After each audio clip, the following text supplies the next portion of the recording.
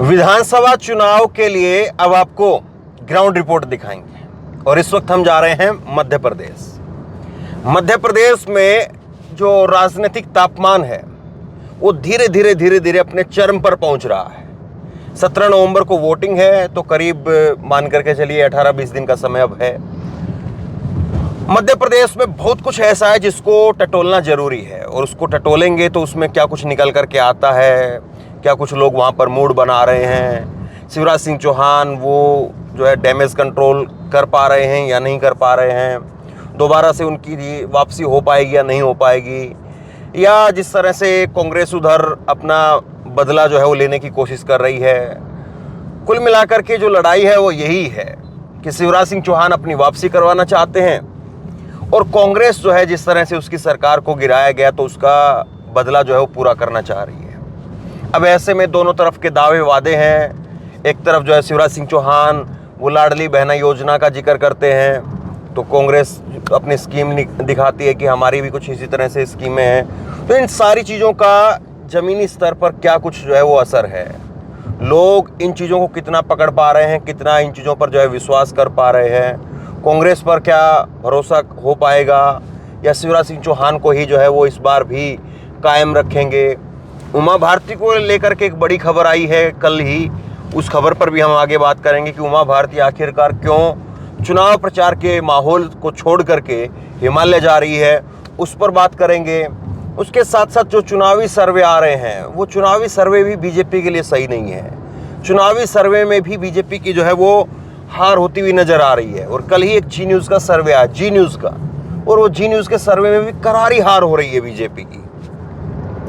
यही सारे मुद्दे हैं और यही सारे मुद्दों को टटोलने के लिए और ग्राउंड रिपोर्टिंग हमारी पहचान रही है। चाहे पिछली बार के 2018 के विधानसभा चुनाव हो, 2019 के लोकसभा चुनाव हो, या और अलग अलग राज्यों के विधानसभा चुनाव हो, ग्राउंड पर जाकर के जिस तरह से मैंने कोशिश की है चीज़ों को देखने की, दिखाने की, तो उस चीज़ को लोगों ने बहुत सराहा है और आज उसी चीज़ की फिर से शुरुआत कर रहे हैं। और 2024 के चुनाव से पहले ये आखिरी विधानसभा चुनाव है। 2024 के लोकसभा चुनाव में और इन विधानसभा चुनाव के बीच में कोई जो है वो कहीं पर भी चुनाव नहीं होंगे, फिर सीधा लोकसभा चुनाव के लिए बिगुल बज जाएगा। अब ये मान करके चलिए कि दिसंबर 3 तारीख को इसका रिजल्ट आएगा और उसके बाद में जनवरी के आसपास में जो है वो फिर माहौल 24 के लिए बनना शुरू हो जाएगा। हालांकि अब राम मंदिर के लिए भी नरेंद्र मोदी तारीख बता रहे हैं, 22 तारीख का उधर शिलान्यास होगा। तो इन सारी चीज़ों का क्या कुछ असर रहेगा, क्या केवल यूपी में रहेगा या बाकी जगह पर रहेगा, वो खैर बाद की चीज़ें हैं। लेकिन उमा भारती को लेकर के मध्य प्रदेश से कल एक खबर सामने आई और उमा भारती जो हैं वो कह रही है कि मैं हिमालय जा रही हूँ।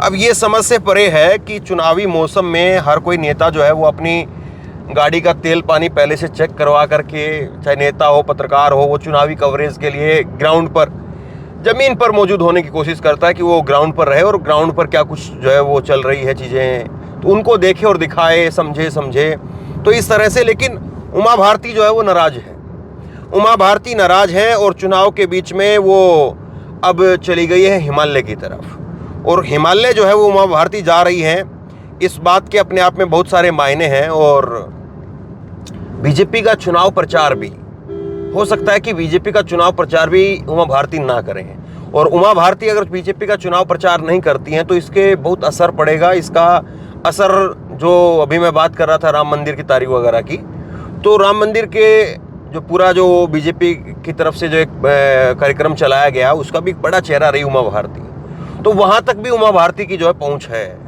अब देखिए उमा भारती एक तरफ तारीख आ गई है और बताया जाता है कि उमा भारती को जो है वो निमंत्रण तक नहीं मिला है, ये भी खबरें हैं।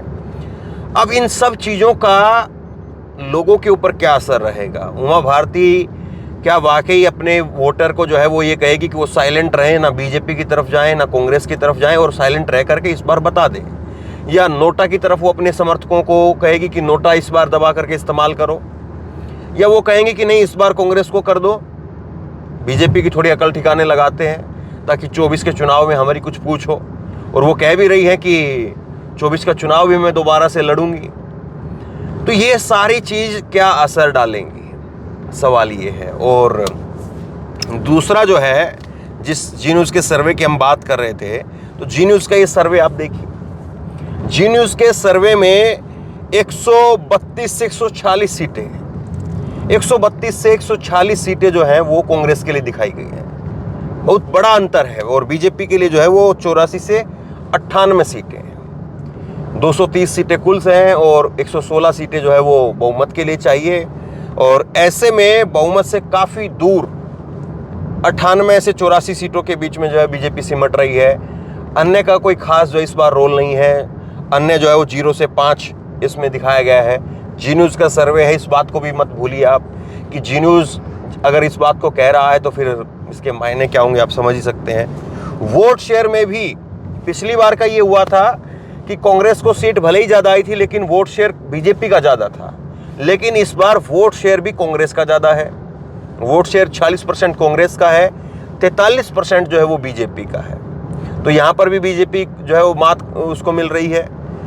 ये सारी चीज़ें, अब शिवराज सिंह चौहान जो है वो लाडली बहना स्कीम की जो है बात कर रहे हैं। कल ही जो उनकी तरफ से ट्वीट किया गया है कि वो फेसबुक पर भी पोस्ट किया गया है कि 10 तारीख आ रही है बहनों। अब वो कहीं ना कहीं उलझाने की कोशिश कर रहे हैं, कांग्रेस को फंसाने की कोशिश कर रहे हैं कि 10 तारीख आ रही है और 10 तारीख को उन्होंने अपनी लाडली बहना योजना की जो स्कीम है उस स्कीम के तहत जो है जो राशि महिलाओं को देनी होती है वो राशि उनको भेजनी है। अब अगर कांग्रेस इसकी शिकायत करेगी चुनाव आयोग के अंदर कि चुनाव के बीच में इस तरह से जो है वो पैसे ट्रांसफ़र किए जा रहे हैं, सरकारी स्कीम है जो कि अभी ताज़ा नई स्कीम आई थी, तो ये कहीं ना कहीं चुनाव को प्रभावित करेगी। फिर उस बात को जैसे शिवराज सिंह चौहान चुनाव के बीच में भुनाने का काम करेंगे ये कि देखिए कांग्रेस जो है वो क्या पैसा आपको देगी, आप ही के पैसा जो मैं दे रहा हूँ उसका विरोध कर रही है। तो ये सारी चीज़ें होंगी। अब कांग्रेस को देखना है कि इससे कैसे निपटेगी। शिवराज सिंह चौहान जो है इसको बड़ा एक ट्रम्प कार्ड की तरीके से ले रहे हैं और इस बात का पहले से ही उनको एहसास था और इसीलिए शिवराज सिंह चौहान ने कुछ दिन पहले कहा भी था कि 10 तारीख आएगी, कांग्रेस शिकायत करेगी, मैं चुपके से डाल दूंगा। तो शिवराज सिंह चौहान मोटा मोटी अपनी स्कीम को लेकर के जो है वो उत्साहित हैं। हालांकि उनका चेहरा नहीं है कहीं पर भी, कोई इस बात की गारंटी नहीं ले सकता है कि कल को अगर बीजेपी रिटर्न करती भी है, बीजेपी वापसी आती भी है तो शिवराज सिंह चौहान ही मुख्यमंत्री होंगे। इस बात को कोई कह नहीं सकता है। लेकिन हाँ, शिवराज सिंह चौहान अपने आप को तो प्रेजेंट कर ही रहे हैं, अपने आप को तो पूछ ही रहे हैं, अपने आप को तो कह ही रहे हैं कि मामा को दोबारा मुख्यमंत्री बनना चाहिए नहीं बनना चाहिए। और उसके बाद में मोदी का नाम फंसा दे रहे हैं उसके साथ साथ कि मोदी को प्रधानमंत्री बनना चाहिए कि नहीं बनना चाहिए। तो राजनीति बड़ी दो धारी तलवार जैसी होती है, वो इधर भी काटती है उधर भी काटती है। और जनता जब चुनाव का जब टेम्परेचर बढ़ने लगता है तो टेम्परेचर जब बढ़ता है तो फिर जनता भी जो है वो चुनावी मूड में नजर आती है। आम जनता को जो है चुनाव से, राजनीति से, नेताओं से बहुत ज़्यादा कुछ खास मतलब नहीं होता है। हम जाएंगे अभी जब मध्य प्रदेश के अंदर और वहाँ पर कवरेज को अगर आप देखेंगे तो आप पाएंगे कि बहुत सारी जगह पर ऐसे होंगे लोग कि बोलना नहीं भी चाहेंगे, क्योंकि जब चुनाव का पूरा माहौल जब गर्म होता है तभी जो है वो आम आदमी उसके अंदर इन्वॉल्व होता है, वरना आम आदमी अपने काम धंधों में ही मशगूल रहता है और वहाँ से ही उसको फुर्सत नहीं हो पाती है। इसीलिए जगह जगह जा कर के हम अपना चुनावी टेम्परेचर नापने के लिए थर्मामीटर लगाएंगे और चुनावी थर्मामीटर जो है वो बताएगा आपको कि यहाँ पर इस बार किसका कितना तापमान जो है वो भारी है, किसका तापमान जो है वो ज़्यादा है। बीजेपी के लिए लोगों के अंदर जो है उत्साह है, कांग्रेस के लिए लोगों के अंदर उत्साह है। जो अलग अलग जगह पर जा कर के हम चुनावी थर्मामीटर लगाएंगे वो चुनावी थर्मामीटर आपको सही से बता पाएगा। और इस चुनावी थर्मामीटर को चेक करने के लिए आपको जगह पर तो जाना पड़ेगा, क्योंकि केवल ऐसा नहीं है कि चुनावी थर्मामीटर आप जो है वो थर्मामीटर लें और थर्मामीटर को ऐसे दिखा दें तो थर्मामीटर काम नहीं करेगा। थर्मामीटर तो तभी काम करेगा जब आप उसको जीभ के नीचे लगाएंगे या इधर बाजू में लगाएंगे, तभी जो है थर्मामीटर आपको बता पाएगा कि आदमी को बुखार है या नहीं है, आदमी को दवाई की ज़रूरत है या नहीं है। इसीलिए थर्मामीटर जा कर के उस इलाके के अंदर लगाना पड़ेगा। ये जो हमारा माइक है ये लेकर के हम जाएंगे तो इस माइक को लेकर के जाएंगे, वहाँ पर ये माइक से थर्मामीटर लगा करके चेक करेंगे कि भाई किस इलाके में किसका कितना जोर है, लोग किसको कितना चाह रहे हैं। अब की बार बीजेपी की फिर से एक बार ज़रूरत समझ रहे हैं लोग, या लोगों को लगता है कि बीजेपी बहुत हुई, मामा बहुत हुए, इस बार मामा की विदाई करो, कांग्रेस की सरकार बनाओ। ये सारी चीज़ें जो है वो ज़मीन पर जा कर के ही टटोलने से मिलेंगी और इसीलिए जो है वो ज़मीन पर जा कर के हम लोग देखेंगे। और शिवराज सिंह चौहान के साथ साथ जो बाकी के धड़े हैं इस चुनाव के अंदर, चाहे उनमें जो है वो आप नाम लीजिए, सिंधिया का नाम लीजिए, चाहे उसमें जो है जिन सांसदों को उतारा गया है उनका नाम लीजिए। कल एक और बड़ी रोचक बात हुई, एक और बड़ी रोचक बात ये हुई, ये लिस्ट ज़रा आप देखिए, लिस्ट भी जो है बीजेपी ने अपने स्टार कैंपेनर, जो बीजेपी के जो स्टार हैं जो प्रचार कर रही हैं, स्टार प्रचारकों की लिस्ट जो है वो जारी कर दी और उस लिस्ट में सिंधिया का नाम जो है 15वें नंबर पर आया है। 15वें नंबर पर सिंधिया का नाम है और सिंधिया का नाम उससे ऊपर जो है वो नरेंद्र तोमर उनका नाम है। तो ये सारी चीज़ें जो है वो बहुत अलग तरीके से जो है वो असर डालती हैं, खास करके कार्यकर्ताओं के बीच में, कि सिंधिया को प्रोजेक्ट किया जा रहा है कि नहीं किया जा रहा है, या सिंधिया जो है वो केवल बस एक मंत्री भर है मोदी सरकार में। ये सारी चीज़ें बहुत असर डालती हैं। जाहिर सी बात है, अगर किसी को मुख्यमंत्री के तौर पर अगर भेज दिया जाए, किसी भी बड़े चेहरे को अगर कोई बड़ी जिम्मेदारी दी भी जाए, तो उसके बाद में जो चुनावी समीकरण होते हैं ज़मीन पर वो बदल जाते हैं। चुनावी समीकरण अगर किसी और के हो रहे होते हैं, दूसरी पार्टी के या दूसरी उम्मीदवार के पक्ष में होते हैं, लेकिन अगर उस सीट के ऊपर हाई प्रोफाइल किसी व्यक्ति को जो है वो उतार दिया जाए, भले ही अगर वो पैराशूट से उतरे, लेकिन उसका कुछ ना कुछ तो असर होता है। इस बात को कोई दरकिनार नहीं कर सकता है। अब इसीलिए बीजेपी ने जो है अपने सांसदों को उतारा है। अब ये एक बीजेपी के लिए किरकिरी तो जरूर साबित हो सकता है कि आपके पास में जो है वो बड़े चेहरे नहीं थे, या आप जो है वो दूसरे लोगों को इसलिए लेकर के आए हैं क्योंकि आपको लगा कि चलो कहीं से कोई सीट जीतने की गुंजाइश, चांस नहीं था, तो वहाँ पर भी एक चांस बन जाए। तो क्या इतनी खराब हालत है? अब दोनों तीनों तरीके से आप इसको देख सकते हैं। एक तरीका तो इसको देखने का यही है कि हालत इतनी खराब है कि आपको जो है ये इन चेहरों को इसलिए लाना पड़ा क्योंकि और जो मौजूदा चेहरे वो सारे पिट चुके हैं, और जो मौजूदा चेहरे हैं उनके नाम पर एंटी इनकम्बेंसी है, चाहे शिवराज सिंह चौहान को लेकर के हो। तो इसीलिए आपको जो है वो अलग अलग नए चेहरे उतारने पड़े। 6-7 चेहरे जो है वो शिवराज सिंह चौहान के चेहरे के अगल बगल में लगा दिए गए हैं, ताकि लोग केवल शिवराज के चेहरे को ना देखें, लोग जो है वो केवल इस बात को ना देखें कि भाई केवल जो है शिवराज सिंह चौहान का ही चेहरा दिख रहा है और यही चेहरा बार बार दिख रहा है और इस चेहरे को बदल दो। अब लोगों का जो है वो ये फोकस रहे कि शिवराज सिंह चौहान तो हैं ही हैं, उसके साथ में कैलाश विजयवर्गीय हैं, उसके साथ में जो है नरेंद्र तोमर हैं, और उसके साथ में प्रहलाद पटेल हैं। उन सांसदों को भी आपने लगा दिया है। अब सिंधिया जो है इस पूरी लिस्ट में नहीं आ पाए। बहुत हद तक जो है वो कई बातें कही जा रही थी कि जब यशोधरा सिंधिया, उनकी बुआ ने जब मना किया कि वो चुनावी राजनीति में नहीं आएंगी, इस बार चुनाव नहीं लड़ेंगी, तो बहुत कयास ये लगाए गए कि इस बार हो सकता है कि सिंधिया को जो है वो यहाँ से मैदान में उतार दिया जाए। लेकिन वो चीज़ें फिर आखिरी वक्त में जो है वो तय नहीं हो पाई और चुनाव जो है वो अब चुनाव में बीजेपी और कांग्रेस की तरफ से लगभग सारी टिकटों की घोषणा हो चुकी है। और कांग्रेस की तरफ से निशा बांगरे को जो है टिकट दिए जाने को लेकर के अमला के अंदर वहाँ पर भी आखिरी वक्त तक जो है वो खींचतान चलती रही और अब उन्होंने वहाँ पर भी टिकट जो है वो दे दी है। कमलनाथ ने एक सभा के अंदर कहा कि वो चुनाव नहीं लड़ेंगे, अभी उन्हें आगे जो है वो प्रदेश के लिए काम करना है। हालांकि उनका इस्तीफा स्वीकार हो चुका है, तो अब शायद जो है कमलनाथ चाह रहे हैं कि वो दोबारा से अगर प्रदेश में आते हैं, सरकार बनाते हैं, तो फिर उनको दोबारा से उनकी जो है वो बहाली की जाए। हो सकता है कि ये भी एक प्लान हो। तो अब चुनाव की यही सारी चीज़ें, बहुत सारी चीज़ें, बहुत सारी कहानियाँ हैं और अलग अलग इलाकों की अलग अलग कहानियाँ हैं, अलग अलग विधानसभाओं की अलग अलग जो है वो चीज़ें हैं। और उन सब चीज़ों को देखने के लिए, उन सब चीज़ों को वो समझने के लिए आपको वहाँ पर जाना पड़ेगा।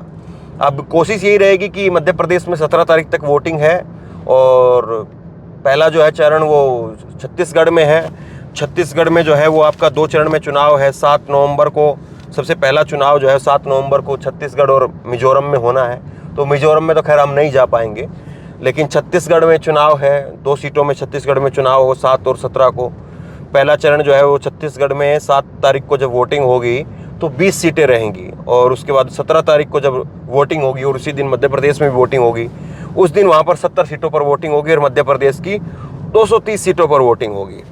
फिर उसके बाद में 25 नवंबर को चुनाव रहेगा, राजस्थान का चुनाव, मध्य प्रदेश से सटा हुआ राजस्थान। और राजस्थान में भी इस बार ज़बरदस्त तूफान है, राजस्थान में भी कई सारे धड़े हैं, राजस्थान में भी इसी तरह से सांसदों को उतारा गया है।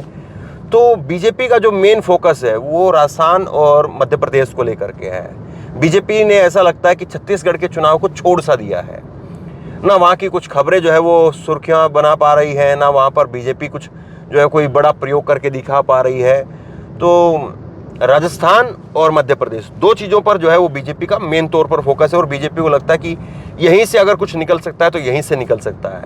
अब बहरहाल हम कोशिश करेंगे, और एक कोशिश ये जरूर रहेगी कि एक जगह पर टिक करके ठहर करके नहीं कि चलिए हम एक ही जगह पर हैं और वहीं पर रहे। कोशिश ये रहेगी कि ज़्यादा जगह पर ट्रैवलिंग होती रहे और थोड़ा थोड़ा हर जगह से जो है वो दाना उठाया जाए, हर जगह से जो है चीज़ें निकाली जाएँ, और ताकि एक बड़ी तस्वीर हम लोग देख पाएँ कि हाँ क्या कुछ हो रहा है। अब ऐसी बात नहीं होगी कि हर जगह आपको कांग्रेस का माहौल दिखे, ऐसी बात नहीं होगी कि हर जगह आपको बीजेपी का माहौल दिखे, क्योंकि दोनों पार्टियां जो हैं, बीजेपी हो या कांग्रेस हो, दोनों पार्टियां 100 सीटों की तो अपनी जो है वो दोनों पार्टियों का इतना तो वजूद है कि वो 100 सीटों के आसपास तो है। अब उसमें यही रहता है हर बार के चुनाव में कि कभी कोई पार्टी जो है वो 100 सीटों से जो है वो अपने आप को 15-20 सीटें ऊपर लेकर के चली जाती है, कभी कोई पार्टी जो है वो 100 सीट से 15-20 सीटें नीचे आ जाती है। तो जो ऊपर 15-20 सीटें लेकर के जाएगा वही सरकार बनाएगा। तो कुल मिलाकर के तो वही 15-20 सीटों का जो है वो माहौल है। अब वो माहौल जो है वो क्या इस बार बढ़ा करके कांग्रेस, जैसे अभी जी न्यूज़ का सर्वे मैंने आपको दिखाया, तो 130-40 तक जा रहा है। तो क्या कांग्रेस उतनी मेहनत कर पाई है? कांग्रेस की तरफ से एक बड़ा प्रयोग इस बार ये जरूर है कि कमलनाथ को एक तरह से फ्री हैंड कर दिया गया है। कमलनाथ को दिल्ली की तरफ से भी फ्री हैंड कर दिया गया है, और आप देखेंगे तो दिग्विजय सिंह भी कमलनाथ की पूरी तरह से सपोर्ट में है यहाँ पर, और कमलनाथ को लेकर के उन्होंने जो है वो खुला मैदान उनके लिए छोड़ दिया है। जिस तरह से कई बार होता है कि चुनाव में, जैसे राजस्थान में आप देखेंगे सचिन पायलट और अशोक गहलोत का जो है पूरा जो ताना बाना चला, तो उस तरह से मध्य प्रदेश में चीज़ें नहीं हुई। उल्टा जो है वो कमलनाथ ने बैटिंग की, दिग्विजय सिंह ने बैटिंग की कमलनाथ के लिए।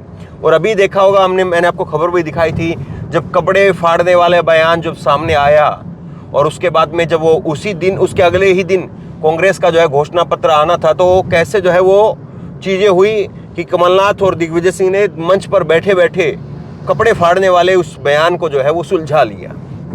तो ये सारी चीज़ें हैं। अब कितना जो है कौन किसके लिए काम कर रहा है, किसके समर्थक किसके लिए जो है वो वोट जुटा पा रहे हैं, नहीं जुटा पा रहे हैं, कौन कितना बागी जो है वो नुकसान देगा, बागियों से भाजपा को ज़्यादा खतरा है, कांग्रेस को ज़्यादा खतरा है। बाकी कुछ हिस्सों में जो है वो अखिलेश यादव की भी नाराज़गी की खबरें रही, अखिलेश यादव ने भी अपने उम्मीदवार उतारे। तो ये सारी चीज़ भी कितना असर डालेंगी, ये भी चेक करने वाली बात होगी। तो बहरहाल अलग अलग हिस्सों में जाएंगे, अलग अलग हिस्सों में जा करके वहाँ पर चुनावी तापमान क्या है, चुनावी टेम्परेचर वहाँ पर जांचने के लिए अपना थर्मामीटर वहाँ पर लगाएंगे, और हमारे थर्मामीटर में जो कुछ दिखेगा वो आप तक पहुँचाएंगे।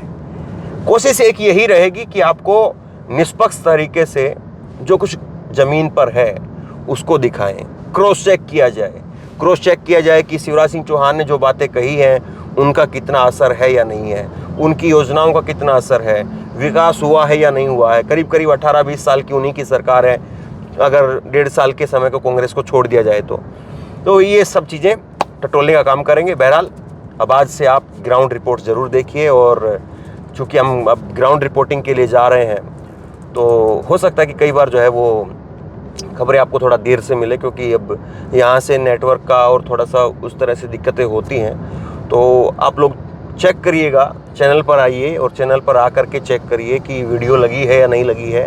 आप लोगों ने, जिन लोगों ने अभी सब्सक्राइब करके बेल आइकन नहीं दबा रखी है, घंटी नहीं दबा रखी है, तो वो दबा लीजिए, उससे भी आपको जो है नोटिफिकेशन मिल जाएगा। और ज़्यादा वीडियो भी अब हो सकता है कि अब आपके पास में आए, जैसे अभी 4 5 6 वीडियो आ रही थी, तो हो सकता है कि अब अगर काम ज़्यादा करें तो वीडियो ज़्यादा भी आपको देखने को मिले। तो इसलिए चैनल पर आकर के देखिए कि वीडियो लगी है या नहीं लगी है, और अगर वीडियो लगी है तो क्या कुछ उसमें है, क्या कहाँ का मूड है, कहाँ पर लोग क्या कह रहे हैं, तो वो सब चीज़ें देख करके जरूर जाइए। शेयर कीजिए इस खबर को, लोगों तक पहुँचाइए। अब चुनावी कवरेज हमारी शुरू हो चुकी है और कोशिश रहेगी कि अब अलग अलग जगह जा कर के आपको चुनावी तापमान दिखाएं। शेयर कीजिए, आप क्या सोचते हैं नीचे कमेंट बॉक्स में अपनी राय लिख करके जरूर बताइए। और इसी तरह की तमाम खबरों के लिए ऑनलाइन न्यूज़ इंडिया को सब्सक्राइब जरूर करिए, जो बेल आइकन है घंटी है उसको जरूर दबा लीजिए, ताकि जैसे ही कोई खबर अपलोड करें उसकी नोटिफिकेशन सीधे सबसे पहले आपको मिल सके। और अगर फेसबुक पर आप हमारी ये वीडियो देखते हैं तो फेसबुक पर हमारे पेज को लाइक कर लीजिए, फॉलो कर लीजिए और इस खबर को फेसबुक पर भी शेयर कीजिए। धन्यवाद।